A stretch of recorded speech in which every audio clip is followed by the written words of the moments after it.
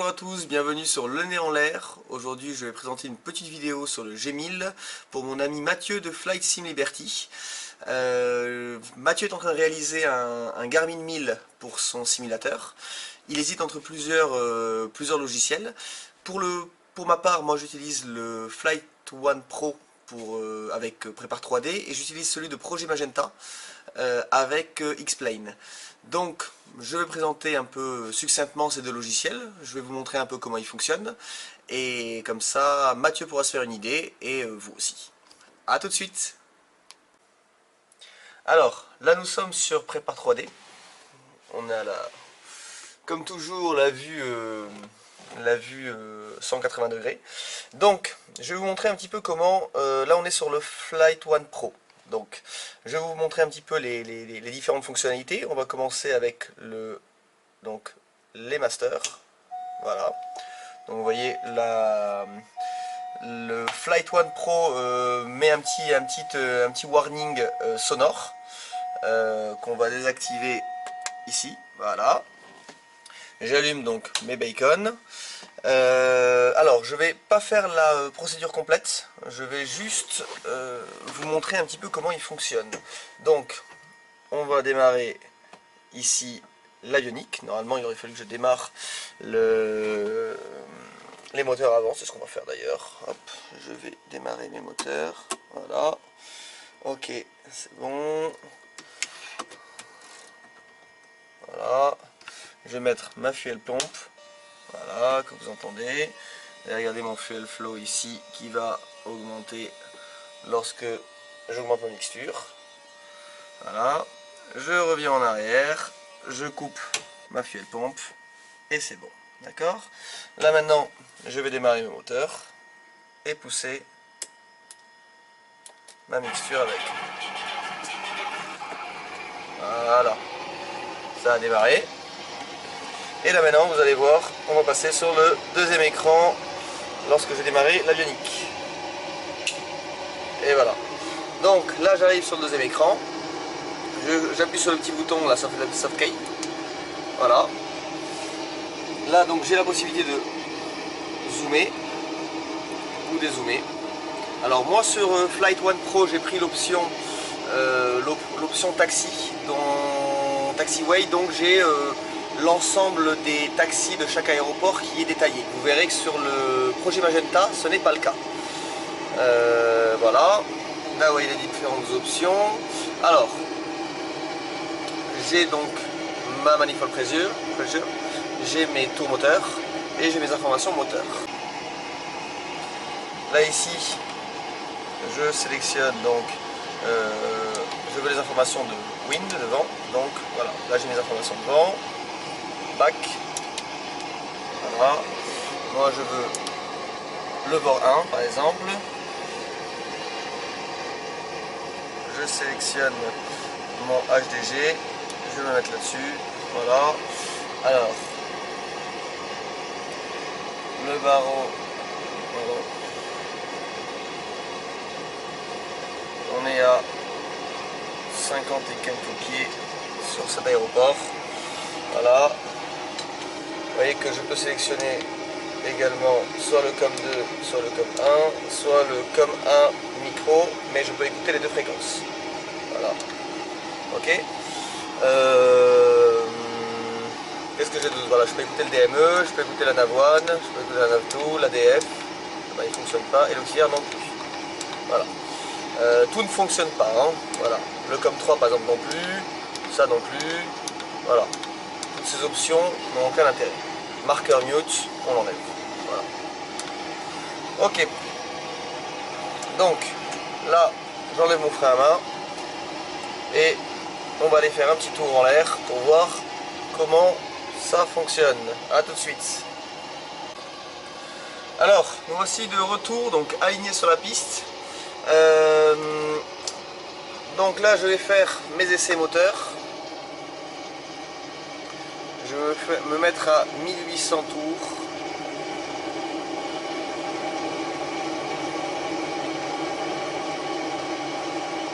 Voilà, 1810, 1780. Allez. Voilà, 1800, 1800, 1820. Ok. Je me mets sur left.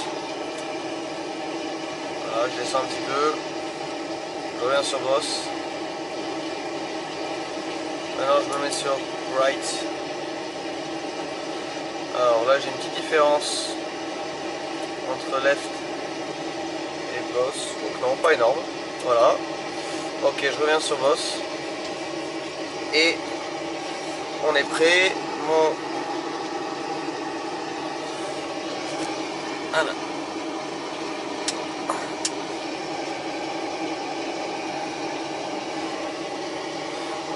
Mon élévateur trim est bien centré.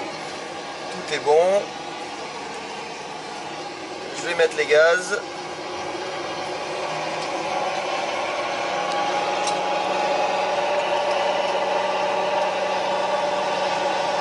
Voilà. 50 nœuds. 60 nœuds. 70 nœuds, je tire. Voilà. Et c'est bon. Et on y est. Donc là, vous voyez donc mon altitude grimpée et ma vitesse également. Là, vous voyez donc la direction de l'avion et sa position par rapport à la piste. Je peux légèrement dézoomer pour que vous ayez une idée du rendu. Hop, terrain. Voilà, là j'ai le terrain.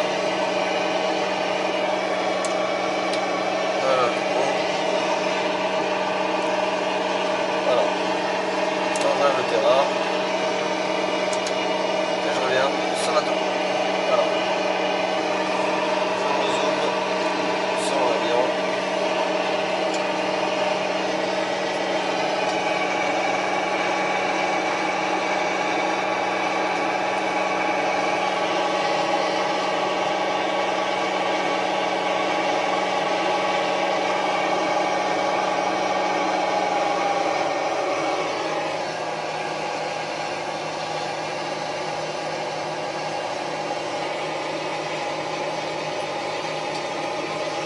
Voilà. Ce sera un petit tour d'horizon sur le Flight One Pro et on revient avec le projet Magenta. A tout de suite. Alors, nous sommes de nouveau sur le G1000.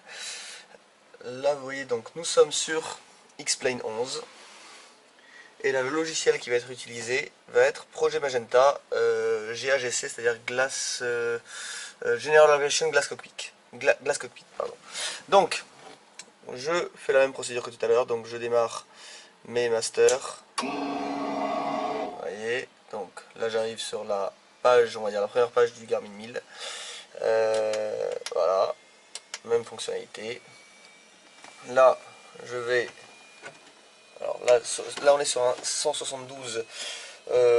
Donc la partie propeller n'a aucun intérêt. On va mettre un peu de mixture. On va mettre un petit peu de throttle. On va voilà, mettre boss sur les réservoirs. Je vais activer ma fuel pompe. Fuel bacon. Vous allez voir qu'ici mon fuel flow va légèrement augmenter. Vous pouvez le voir. 1,1.4. Je reviens. J'éteins ma fuel pompe. Voilà. Ok. Donc là, je vais démarrer.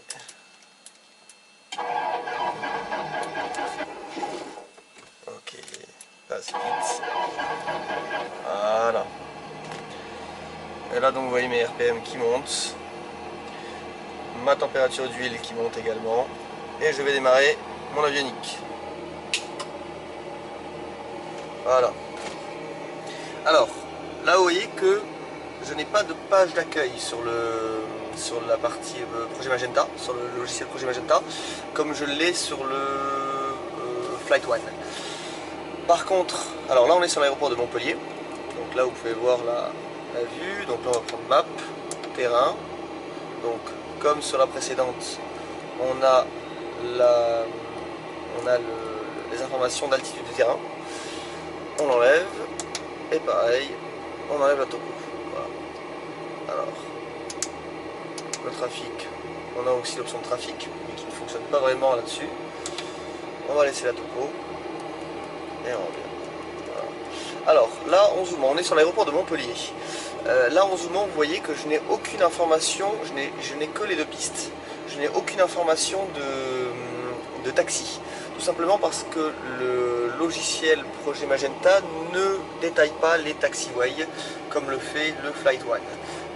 Également, je n'ai pas d'alerte sonore comme je peux l'avoir sur le Flight One. Le Projet Magenta est très bien fait, c'est un très bon logiciel de Garmin 1000.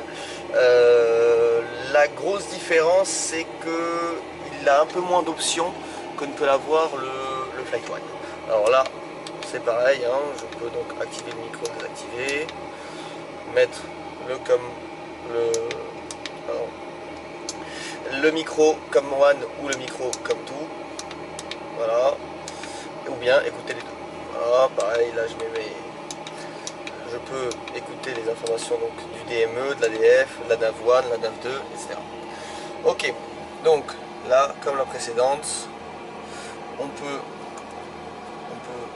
déplacer le heading avec un petit appui dessus, on est au centre. On peut également bien sûr réduire, augmenter le barreau qui influe également sur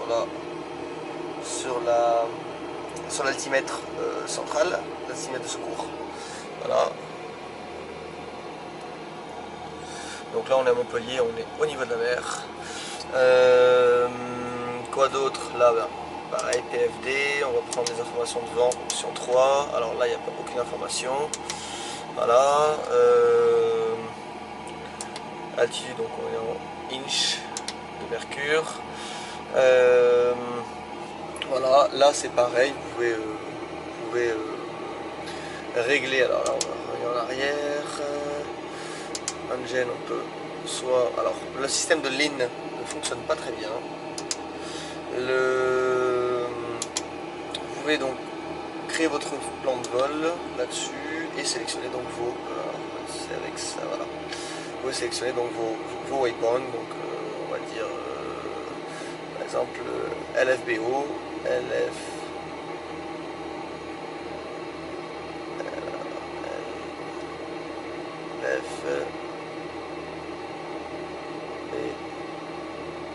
Voilà, Blagnac, entrée, activate, voilà. Et là j'ai mon directo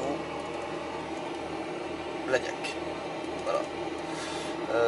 Vous pouvez bien sûr également rentrer des points de report. Vous avez quasiment autant d'options que sur la version Flight One. Il est un petit peu moins détaillé, mais ça reste un très bon logiciel. Alors, on se retrouve tout de suite pour le décollage. Comme ça, on va voir le reste. Alors, là nous sommes donc alignés et prêts au décollage.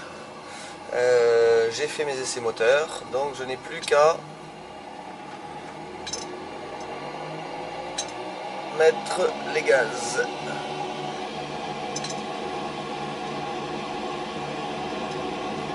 Donc à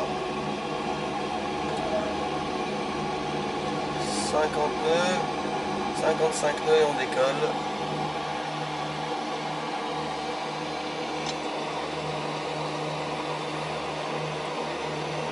Donc là vous avez donc les petites lettres qui s'affichent sont les informations donc les petits points de repère de vitesse.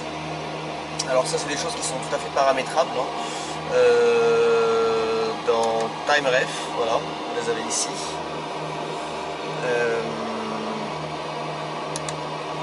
Vous pouvez les paramétrer pour chaque avion, vous pouvez les enregistrer pour les avoir en fonction des avions que vous utilisez. Donc là voilà, je vais prendre mon premier virage à droite. Et là, pareil, vous avez mes informations de vol.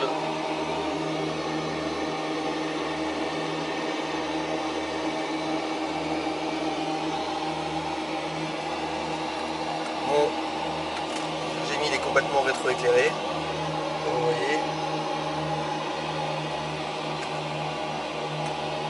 Voilà. Et je redresse. Voilà. Deuxième aperçu, cette fois-ci donc sur la version projet Magenta. N'hésitez pas à me mettre un petit commentaire ou à m'écrire si vous avez des questions et je vous dis à très bientôt. Bye bye.